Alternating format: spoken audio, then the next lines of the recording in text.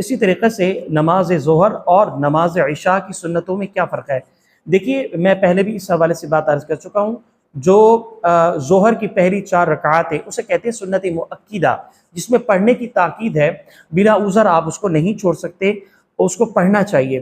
اور جہاں تک عشاء کی نماز کی بات ہے، وہ سنت غیر مؤکدہ ہے، جیسے کہ میں عرض کر چکا ہوں، اس کو پڑھنے پر اجر ہے اور نہ پڑھنے پر کوئی حرج کی بات نہیں۔ واللہ اعلم، فجزاکم اللہ خیرا۔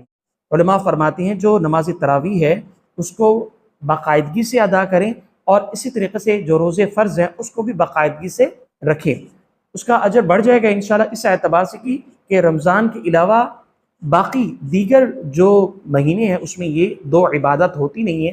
اور اسی طریقے سے مزید بھی علماء فرماتے ہیں کہ خشوع اور خضوع کے ساتھ جو ہے ان 2 عبادات پر فوکس ہو۔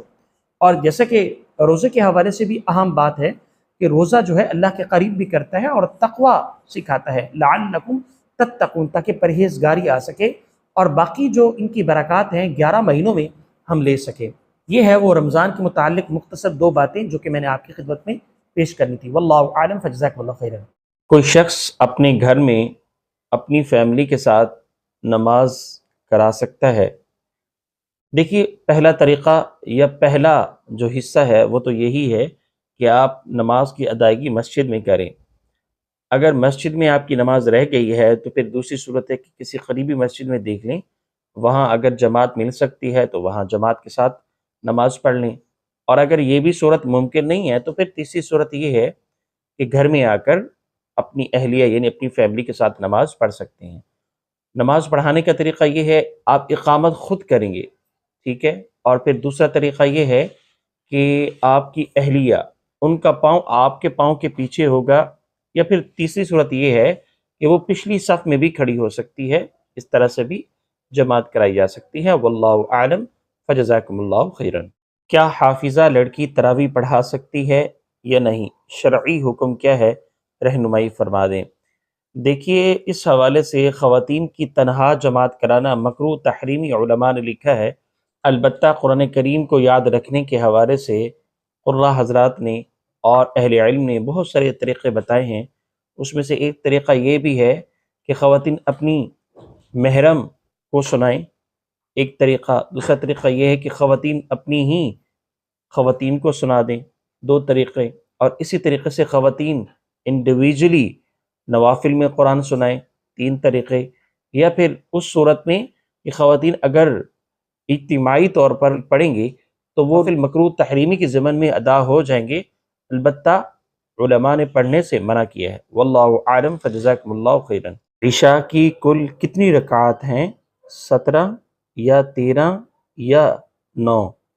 کیا 17 سے کم پڑھنے سے نماز کی ادائیگی مکمل نہیں ہوتی؟ اس حوالے سے شرعی حکم کیا ہے؟ وضاحت فرما دیں۔ دیکھیے، نوٹ فرما رہے ہیں کہ پہلی جو 4 سنتیں ہیں اسے سنت غیر مؤکدہ کہتے ہیں۔ بعض اہل علم نے مستحب بھی کہا ہے، اس کو پڑھنے کا اجر ہے، اور اگر نہ پڑھیں تو حرج کی بات نہیں۔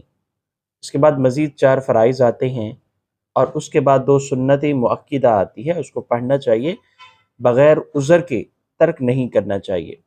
اسی طرح سے مزید پھر 2 نفل آتے ہیں، نفل پڑھنے کا اجر ہے، اور نہ پڑھیں تو کوئی حرج کی بات نہیں۔